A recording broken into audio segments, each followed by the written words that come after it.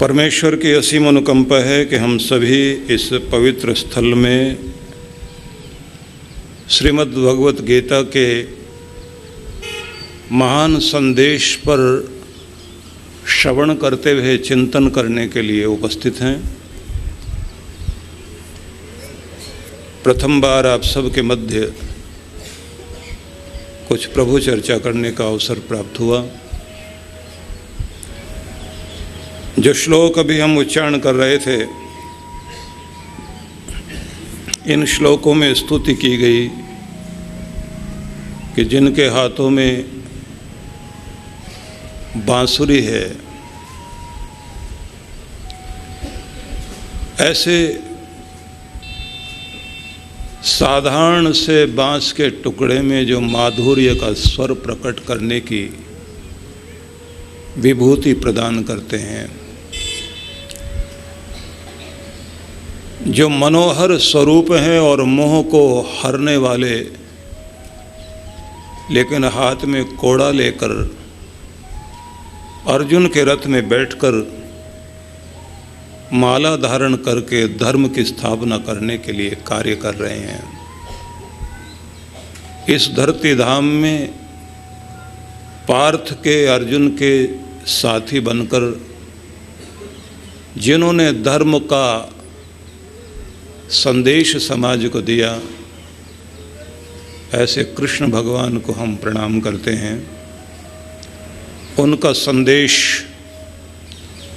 कर्तव्य की दीक्षा देना है,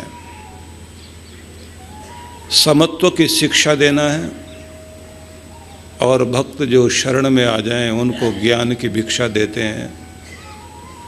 इस ज्ञान के माध्यम से जो व्यक्ति श्रवण करते हुए आत्मोत्थान करता है, उसको शरणागति प्राप्त होती है। कृष्ण भगवान ने करुणाद्र होकर यह अर्जुन के माध्यम से जगत के कल्याण के लिए गीता दी। निश्चित ही यह वह ग्रंथ है जिस पर हाथ रखकर भारतीय कोर्ट में कसम खाता है। यही वो ग्रंथ है जिसने क्रांतिकारियों को भारत देश की आज़ादी प्राप्त करने में प्रेरणा दी। यही ग्रंथ था जिसको महात्मा गांधी ने श्रद्धापूर्वक ये कहा कि जब भी जीवन निराश हुआ और मैं गीता की शरण में गया, गीता ने मुझे कभी खाली नहीं लौटाया। विनोबा भावे ने जिसके लिए कहा कि गौ के दूध पर, माँ के दूध पर जितना शरीर पला, उससे कहीं ज़्यादा मेरा जीवन गीता से पला। मैं ये मानता हूँ कि जैसे पूरे संसार भर में हिमालय एक है, दूसरा हिमालय नहीं, जैसे गंगा भी एक है, दूसरी गंगा नहीं, ऐसे ही पूरे संसार में गीता भी एक है, दूसरी गीता नहीं। गीता जिस घर में है, वह कितना भी दुख से और निराशा से जीवन जी रहा हो, उसके अंदर एक नवीन क्रांति का संचार हो जाता है यदि वह इसे पढ़ लेता है और इसके श्लोक पर चिंतन करता है।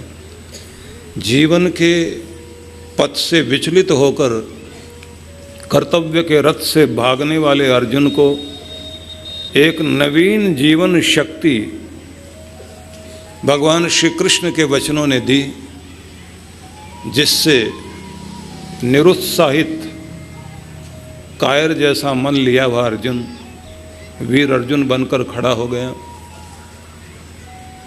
आप समझ सकते हैं कि जिसको सुनने के बाद राजपाट मिल गया, जिसको सुनने के बाद विषाद दूर हो गया और प्रसन्नता आ गई, कायरता वीरता में बदल गई, मृत्यु अमृत में बदल गई, जिस ग्रंथ को सुनने के बाद या जिस शिक्षा को सुनने के बाद भागने वाला जागने के लिए तत्पर हो गया, पलायन जागरूकता में बदल गई।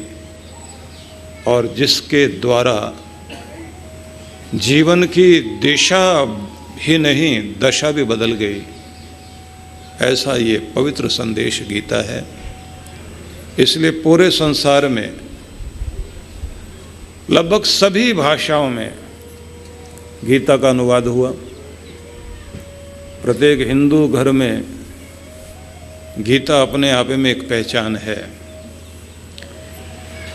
लेकिन हम लोग अधिकांश रूप से भागवत कथाएं सुनते हुए उन कथा कहानियों में नाच गाकर घर चले जाते हैं, जबकि आज के युग में सबसे बड़ी आवश्यकता है कि जीवन को एक महान दिशा देने के लिए भगवान श्री कृष्ण ने जो अवतार लिया कि कलयुग में कैसे जियोगे, द्वापर में कृष्ण आए, अगले युग के लिए उन्होंने संदेश दिया। त्रेता में राम जी आए तो द्वापर में मर्यादाएं हनन हो सकती हैं, उसका संदेश दे गए। इस कलयुग में शकुनी को जवाब कैसे देना है और गरीब सुदामा के साथ कैसे मिलना और विदुर जैसे प्रेम पूर्ण हृदय के साथ कैसे मिलना है और दुष्टों के साथ कैसे व्यवहार करना है, ये सब संदेश कृष्ण भगवान ने दिया। संदेश दिया कि उदासियां बहुत हो सकती हैं जीवन में, लेकिन कभी भी अपने चेहरे पर उदासी आने मत देना। इसलिए तो कृष्ण कभी भी उदास नहीं दिखाई देते। और अद्भुत बात है, हम भगवान महावीर स्वामी को भी मानते हैं, बुद्ध को भी मानते हैं, राम जी को मानते हैं, लेकिन जितना कृष्ण का यह रूप घर घर में सबके मन को भा गया। लोग एक दूसरे से पूछते हैं बच्चों का हाल चाल, तो ये कहते हैं बाल गोपाल कैसे हैं। हर घर के आंगन में खेलने वाला बच्चा माँ के लिए उसका कृष्ण कन्हैया है। उसकी नटखट शरारत में भी माँ को अपने कृष्ण के दर्शन होते हैं। इतना स्वरूप कृष्ण का मन भाया। बालक के रूप में कृष्ण को देखना चाहते हैं, साथी के रूप में कृष्ण को देखना चाहते हैं, संदेश के रूप में कृष्ण को देखना चाहते हैं, युद्ध जीतने के लिए कृष्ण को देखना चाहते हैं, और तो और जीवन के किसी भी मोड़ में जो हमारी लाज बचाने के लिए सहारा दे सकता है वो कृष्ण का ही रूप है। हर कोई उसी रूप को पूजना चाहता है। तो कृष्ण या गीता संदेश देती है कि तुम्हारी यात्रा किस ओर है। यदि गलत दिशा में है तो बदल दीजिए। गलत दिशा में अगर तुम्हारी यात्रा चल पड़ी है तो दशा गलत होगी ही होगी। अगर दशा ठीक करना चाहते हैं तो अपनी दिशा ठीक करना सीखें, मार्ग बदलिए, जीवन बदलेगा। अगर अपने अंदर चेंज नहीं लाएंगे तो जो जीवन में चमत्कार देखना चाहते हैं वो चमत्कार आएगा नहीं है। इसलिए कहते हैं कि तुम्हारी यात्रा किस ओर है ये सोचना होगा। भोग की ओर है या योग की ओर है। तुम्हारी यात्रा प्रदर्शन की ओर है या आत्मदर्शन की ओर है। दिखावे में लग गए हो या स्वयं को ऊंचा उठाने में लग रहे हो। अगर प्रदर्शन में लग गए हो तो जीवन नकली होगा। दिखावे वाला आदमी कभी शांत नहीं रह सकता। नकली कृत्रिम जीवन जीने वाले लोगों के मन में सदैव अशांति रहती है। इसलिए अधिकांश रूप से देखने में आया, जितना ज्ञानी नहीं होता उससे ज़्यादा ज्ञानी होने की कोशिश करता है आदमी। जितने बड़े पद पर नहीं बैठा उससे ज़्यादा की दौंस जमाता है। जितना धनी नहीं है उससे ज़्यादा का दिखावा करता है। जितना वो है नहीं उससे अधिक का प्रदर्शन करता है। इसलिए हर चीज़ में जो नकलीपन है वो व्यक्ति के जीवन में अशांति देता है। और आप लोग देखते हैं घर घर में आज व्यक्ति के मन में अशांति है। और जिस जीवन में अशांति हो उसको कितना भी अच्छा भोजन खाने पीने के लिए दिया जाए लगता नहीं है, क्योंकि अशांत मन चिंताओं का कारण बनेगा, निराशा का कारण बनेगा, ठीक से नींद नहीं आएगी, हंस नहीं पाएगा आदमी। जीवन के लिए सबसे बड़ी आवश्यक चीज़ है शांति, और शांति के लिए ज़रूरी है कि आपको वास्तविक जीवन जीना चाहिए, नकली जीवन नहीं, दिखावे वाला जीवन नहीं। तो सोचना होगा कि हमारी यात्रा प्रदर्शन की ओर है या आत्मदर्शन की ओर है, भोग की ओर है या योग की ओर है, चिंता की ओर है या चिंतन की ओर है। हम कोलाहल की तरफ जा रहे हैं या मौन की तरफ जा रहे हैं, अर्जन की तरफ जा रहे हैं या विसर्जन की तरफ जा रहे हैं। हमारी यात्रा तनाव की यात्रा है या संतुलन की यात्रा है। मेरे शब्द आपको थोड़े सुनने के लिए तो ठीक लग रहे होंगे, लेकिन जब तक मनन नहीं करेंगे तब तक इनकी गरिमा समझ नहीं आएगी। तो थोड़ा सा चिंतन कर लीजिए कि कृष्ण भगवान हम सबको क्या समझाना चाहते हैं कि यदि आपकी दिशा, आपकी यात्रा गलत दिशा में है तो आपकी दशा भी दुखद होगी। आदमी को अपनी डायरेक्शन चेंज करनी चाहिए। मतलब ये कि अगर हम आलसी और लापरवाह बन गए, न सेहत, न धन, न खुशी, न सफलता मिलेंगी ही नहीं। संयोग से मिल भी गई तो टिकेगी नहीं। इसलिए अगर आप आगे बढ़ना चाहते हैं तो सबसे पहले अपनी लापरवाही और अपने आलस्य को जीतना पड़ेगा। और इसके लिए कोई मुहूर्त निकलवाने की ज़रूरत नहीं है। आज से ही मन में निश्चय करना पड़ेगा कि कोई भी आलस्य मैं नहीं करूँगा, कोई लापरवाही ज़िंदगी में नहीं करूँगा, क्योंकि मैं आगे बढ़ना चाहता हूँ, जीवन जीना चाहता हूँ, जीवन की कद्र करना चाहता हूँ। आलसी लोग बड़ी बड़ी बातें करते रहते हैं, ये कर दूंगा, वो कर दूंगा, ये योजना बना ली, वो योजना बना ली, लेकिन वो गोल गोल घूमकर वहीं के वहीं आ जाते हैं, आगे बढ़ ही नहीं पाते। तो अगर आज से हमारे मन में कुछ भावना आई है तो अभी से जागृत होना चाहिए। कितने लोग संकल्प करते हैं कल से सैर किया करेंगे, लेकिन उसके बाद भी संभव नहीं हो पाता। तो जितने अभी यहाँ बैठे हुए हैं, जरा एक बार मुझे बता दीजिए कल से सैर करने के लिए तैयार हैं? हाथ खड़े करके बताइए। सारे तैयार हो गए, बहुत अच्छी बात है, बधाई हो आपको। आप अपने धन को और अपने जीवन की सफलता को महत्व देते हैं, लेकिन सबसे पहले अपनी सेहत को महत्व दीजिए। आज से तैयार हो जाइए। कितने लोग तैयार हैं? जरा हाथ खड़े करके बताइए। बहुत अच्छी बात है। भगवान करे आप स्वस्थ रहें, प्रसन्न रहें, खुश रहें। तो आज से फिर ये भी कोशिश करनी है कि आप अपने आलस्य को जीतेंगे। और आलस्य को जीतने का पहला नियम ये है कि इतनी बड़ी हिम्मत करना कि जब आपको रजाई या आपका कंबल, आपकी चादर बहुत प्यारी लगे सुबह उठने में, तो एक बार जोर से लात मार के उसे फेंक देना और उठ के बैठ जाना। और आपकी जो अलार्म घड़ी है उसको इतनी दूर रख लेना, चाहे मोबाइल में अलार्म लगाओ, चाहे आप जो है अलार्म घड़ी में लगाओ, कि जब आप सोएं तो आपके बिस्तर से 4 फुट की दूरी पर आपका अलार्म होना चाहिए। नहीं तो आप जैसे कोई आदमी, अंधा आदमी ऐसे टटोलता ना चीज़ें को, ऐसे आप अपनी घड़ी को टटोलते टटोलते जहाँ भी होगी वहीं गला दबा देंगे और कहेंगे 15 मिनट में उठता हूँ। ऐसी क्या बात है? और जब आपकी आँख खुलेगी पता लगेगा कि 2 घंटे हो गए हैं। उसके बाद कहेंगे सैर, बोले आज तो पहले लेट हो गए, कल देखेंगे। और वो कल फिर कभी आएगा नहीं। तो इसका मतलब ये हुआ कि पहले बिस्तर में जीतना सीख जाइए, आप ज़िंदगी में जीत जाओगे। तो सबसे पहले आप संकल्प कर लीजिए। पता लगेगा कि कृष्ण भगवान ने जो हमें ये कहा कि कर्मठ बन जाइए, आलस्य को जीत लीजिए, अपनी दिशा को बदल लीजिए, आपकी दशा अपने आप ठीक हो जाएगी। इसके लिए मुहूर्त निकलवाने की ज़रूरत नहीं है, पंडित के पास जाके हाथ दिखाने की ज़रूरत नहीं। बस अपने कर्म क्षेत्र में 2-2 हाथ दिखाने की कोशिश कर लीजिए, आपकी ज़िंदगी बदल जाएगी।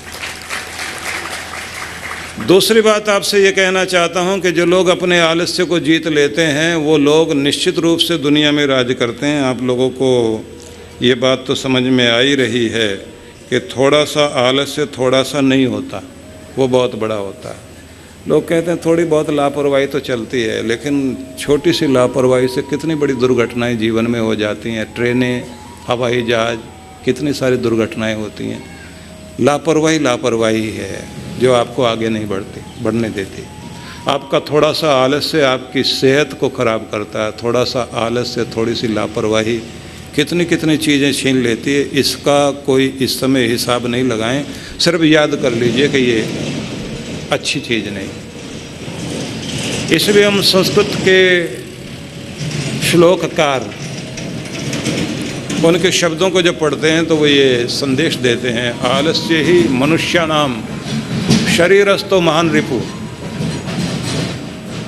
आलस्य मनुष्य के शरीर में ठहरा हुआ उसका सबसे बड़ा दुश्मन है, जिसे हम अपने घर में ही बसा के रखते हैं और बहुत प्यार से रखते हैं, और कोई भी इससे दुश्मनी नहीं करता। सबको लगता है बहुत प्यारी चीज़ है, आराम से बैठे रहें।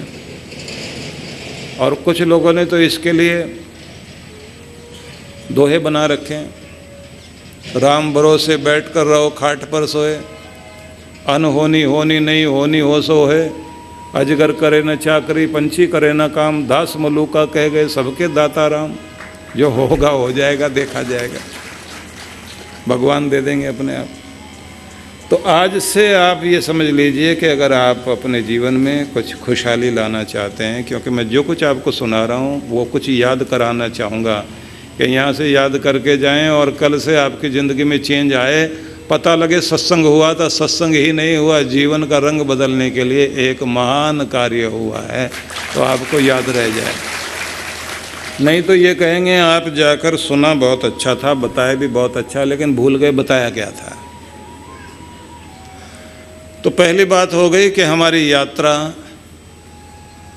किस ओर है, इस बात को हम ध्यान रखेंगे। हमारी दिशा यदि सही है तो दशा भी ठीक होगी, भोग की और या योग की ओर, साधना के क्षेत्र में हम चल रहे हैं या विलासी जिंदगी जी रहे हैं। सोचकर देखिए कि जिन्होंने आलस्य और प्रमाद का जीवन जिया या विलासी जिंदगी जी, जिनका राज दुनिया में था, कभी किसी समय में रोमन लोग, 7 पहाड़ियों पर बसा हुआ रोम, उन लोगों का राज बहुत दूर दूर तक फैला हुआ था। रोमन लोगों ने बहुत प्रभाव अपना बनाया, और वो समय था जब वो चमड़े के कपड़े पहनते थे, अंजीर रख कर के रोटी पर अंजीर की चटनी से रोटी खाया करते थे। बहादुर थे, आलसी नहीं थे। उनका राज और उनका प्रभाव दुनिया में रहा। उसी तरह से अंग्रेज़ों का राज था, जहाँ जहाँ सूरज जाता था अंग्रेज़ लोग राज करते थे। एक समय हुआ जब वो आलसी विलासी हो गए, तो भारत के एक सन्यासी ने अंग्रेज़ों को कहा था, जब एक अंग्रेज़ ने पूछा कि ये बताइए कि आप हमारा भविष्य क्या किस रूप में देखते हैं, उन्होंने कहा अब आप राज नहीं कर पाओगे। अंग्रेज़ पूछता है क्यों?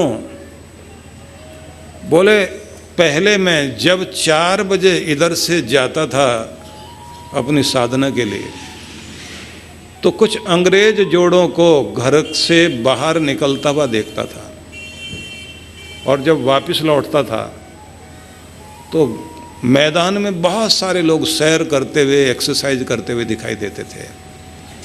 लगता था कि इन लोगों के जीवन में अनुशासन है और कठोर जीवन जीना जानते हैं, तो दुनिया में राज करेंगे। लेकिन अब मुझे दिखाई देता है जब मैं वापस जा रहा होता है, इक्के दुक्के जोड़े बाहर निकलते हैं, तो लगता है कि अब लोग आलसी विलासी हो गए। अब इनका शासन खुद पर भी नहीं तो दुनिया पर भी राज कर नहीं सकते। थोड़े दिनों में तुम्हारा राज खत्म हो जाएगा। नवाब लोग रहे, नवाबी ठाट में जिए, उनका राजपाट गया। और अवध का नवाब, अंग्रेज़ों ने जब उसको गिरफ्तार किया, उसके महल में घुस गए, अंग्रेज फौज घुसी, तो ये बैठा हुआ अपने बेड पर, अंग्रेज ऑफिसर ने उसको गिरफ्तार करने का हुक्म दिया। जब गिरफ्तार करके ले जा रहे थे तो उस नवाब साहब से पूछा गया, आप तो भाग सकते थे, दरवाज़ा पीछे का खुला था, इधर से तो हम आए भी नहीं। उन्होंने कहा, हाँ मियाँ, हम भाग तो सकते थे और हमने सोच भी लिया था, मन में बड़ा अच्छे से पक्का निश्चय कर लिया था, लेकिन कमबख्त तो नौकर ही भाग गया जिसने हमको जूते पहनाने थे, तो हम क्या करते, बैठे रह गए। अंग्रेज ऑफिसर ने कहा, अब हम आपको जूते पहनना सिखाएंगे, ले गए अंदर। ये नवाबशाही, हम तो भगवान ने बड़े पैसे दे रखे हैं, इतने सारे नौकर चाकर हैं, नौकर चाकर करें, हमें क्या करने की ज़रूरत है। ये जो हमारे जीवन में एक नवाबशाही आ गई, ये आलसी लोगों का वो गहना है जो उनकी ज़िंदगी की उन्नति को रोकता है। सार में हम सिर्फ इतना समझ लें, आज से आप खुद पर राज करना सीखिए, आप दुनिया पर राज कर सकोगे। आज से खुद के मालिक बनने की कोशिश कीजिए, क्योंकि गीता जिंदगी देने वाला ग्रंथ है। कितने बड़े बड़े हमारे देश के महान योद्धा लोग, चिंतक, हमारे देश के राष्ट्रपति हुए डॉक्टर राधाकृष्णन, जिस व्यक्ति ने भारत का इतना बड़ा फिलोसफर था, राष्ट्रपति था, 18 घंटे का भाषण उस व्यक्ति का हुआ। इंग्लैंड में गए तो इंग्लैंड के लोगों ने उनको, वहाँ की गवर्नमेंट ने पनडुब्बियाँ दिखाई, हवाई जहाज दिखाए। उसके बाद एक रजिस्टर पर उनसे कहा कि अब आप अपनी टिप्पणी लिखिए। तो उन्होंने लिखा कि विज्ञान ने इतनी उन्नति कर ली है कि समुद्र में मछली की तरह से अब हम तैर सकते हैं और आसमान में पक्षियों की तरह उड़ सकते हैं, लेकिन अभी तक इंसान को धरती पर कैसे रहना चाहिए और कैसा जीना चाहिए, इसकी शिक्षा नहीं मिली। इसकी शिक्षा की आज बहुत आवश्यकता है और भारत का संदेश यही है कि धरती पर रहना सीखें और धरती पर जीना सीखें। इसको भारत का दर्शन सिखाता है, भारत की फिलॉसफी सिखाती है। उनके लिखे हुए वाक्य वहाँ के अखबारों में छपे, महत्व दिया गया कि सच में आसमान की बुलंदियों तक इंसान पहुँच रहा है, लेकिन जब तक धरती पर ठीक से जीना नहीं सीखेगा उसकी ज़िंदगी में खुशहाली नहीं आएगी। मैं भी आपसे ये निवेदन करना चाहता हूँ कि जिस ग्रंथ के माध्यम से हमारे जीवन की दिशा बदलती है, हमारी दशा बदलती है, उस ग्रंथ को केवल एक पीले वस्त्र में लपेटकर मत्था टेक दें और फूल चढ़ा दें, इसी की आवश्यकता नहीं, वो जीवन में आ सके इसकी बड़ी आवश्यकता है। तो हमारी पहली कोशिश हो कि स्वयं के आलस्य पर, अपनी लापरवाही पर विजय प्राप्त करें और एक सुदृढ़ अनुशासन जीवन में धारण कर सकें। ये हमारा पहला संकल्प होना चाहिए। दूसरी बात है कि जैसे मैंने आपसे कहा था कि जिनकी यात्रा भोग की ओर है तो भोगी विलासी जीवन जिएंगे, आराम पसंद हो जाएंगे, सुविधा भोगी हो जाएंगे, और सुविधा भोगी व्यक्ति अपने जीवन में ज़्यादा खुशहाली प्राप्त नहीं कर पाता। इस बात को भी थोड़ा सा ध्यान दीजिएगा। जब आप कठिनाइयों की तरफ दौड़ते हैं तो ज़िंदगी आसान बनती है, और जब आप आसानियों की तरफ भागते हैं तो ज़िंदगी कठिन बनती है। मतलब बच्चों को कहा जाए कि पढ़ाई कीजिए, टेलीविज़न मत देखिए, मनोरंजन की तरफ मत जाओ, तो बच्चों को क्या लगता है, पढ़ाई बहुत मुश्किल है, एग्ज़ाम्स तो बहुत ही मुश्किल चीज़ है, तो वो आसानी की तरफ भागते हैं, नकल कर लें, कुछ और कर लें। उसका परिणाम क्या होता है, आसानी की तरफ भागते भागते ज़िंदगी मुश्किल में पड़ जाएगी, सारी ज़िंदगी कुछ भी नहीं बन पाएंगे, पीछे रह जाएंगे। और अगर उन दिनों में मेहनत कर लें, कठिनाई की तरफ चलें, तो ज़िंदगी आसान हो जाएगी, पूरी ज़िंदगी आनंद से जीवन जिएंगे।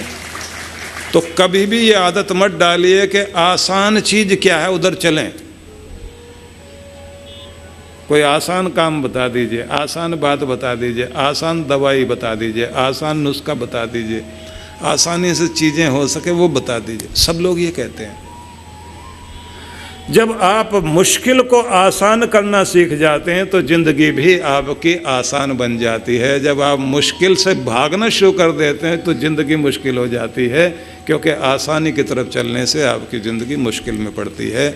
जिनको मुश्किलें सुधारनी आ जाती हैं उनके लिए मुश्किल मुश्किल नहीं हो जाती, उनके लिए आसानी हो जाती है।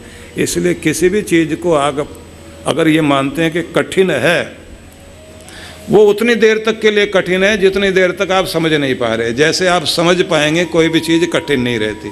पहली बार बच्चे को कदम रखना कठिन लगता है, उसके बाद जब चलना सीख जाता है फिर कठिन नहीं लगता, फिर तो कठिन ऊंचे नीची जगह भी जंप लगाता है। कोई भी चीज़ शुरुआत में, साइकिल चलाना सीखे, मोटरसाइकिल चलाना सीखे, आप कार चलाना सीखे, शुरुआत में कठिन लगेगी ना, सीखने के बाद में आसान लगती है। इसलिए ज़िंदगी में चीज़ों को सीख कर कठिन चीज़ों की तरफ चल करके उसे आसान बनाइए, जिससे कि आपकी ज़िंदगी आसान बन जाए। तो आज से आप इस बात को सोच लीजिए कि आप इतने हिम्मत वाले बनेंगे, अपनी कठिनाइयों को आसान बनाने की चेष्टा करेंगे। किसी भी चीज़ को डर कर कठिन मानकर उससे भागने की आदत नहीं होनी चाहिए। ये आदत जब पड़ जाती है तो हर चीज़ से हम बाहर भागते हैं। इसलिए सोचिए कि कृष्ण भगवान का जन्म कारागार में, जेल में हुआ। पले जाकर माँ से दूर नंद के घर में, दूध पिलाने के लिए दाई का वेश धारण करके पूतना आ गई, जहर पिलाने के लिए तैयार हो गई। तो कृष्ण भगवान के जीवन में कठिनाइयाँ कम तो नहीं थी। जिसका जन्म ही जेल में हुआ हो और माँ की गोद से दूर जाकर पला हो और खेलने जाएं तो हर चीज़ शत्रु बनकर सामने आ जाए, और उसके बाद भी जीवन में कभी रोते हुए नज़र नहीं आए हों। आप कहेंगे वो तो भगवान थे, तो भगवान मनुष्य का रूप धारण करके आए ना, क्या समझाने के लिए कि रोने से कठिनाइयाँ कभी दूर नहीं होती, हिम्मत से ही कठिनाइयाँ दूर होती हैं। और जिनको रोने की आदत पड़ जाती है उनकी ज़िंदगी में रोना ही रोना रह जाता है। इसलिए चेहरे पर रखिए मुस्कान। कृष्ण का संदेश क्या है? व्यास ऋषि ने जो उनके संबंध में कहा वो कितना अद्भुत कहा कि कृष्ण स्वरूप के दर्शन कीजिए, जिनमें चेहरे पर मोहक मुस्कान है और वाणी में माधुर्य, माथे पर शीतलता, रोम रोम में कर्म करने का जोश। ये जो रगों में कर्म करने के जोश की गर्मी है, ये मनुष्य को वरदान मिल जाए तो सफल हो जाएगा। जिसकी वाणी में माधुर्य आ गया उसके संबंध सुधर जाएंगे, और जिसके चेहरे पर मुस्कुराहट रह गई उसकी तरफ खुशहाली अपनी तरफ अपने आप आएगी। और जिसका माथा ठंडा है, शांत है, शीतल है, उसकी योजनाएं हमेशा सफल रहेंगी। कृष्ण भगवान के स्वरूप को देख करके ये चार चीज़ें सीख लीजिए कि चाहे कुछ भी हो, चेहरे पर मुस्कान रखेंगे, वाणी में मधुरता रखेंगे, माथे को ठंडा रखेंगे, हाथ पाँव में गर्मी रखेंगे, जिससे ज़िंदगी में सफलता मिलती चली जाए। चार ही तो चीज़ें हैं।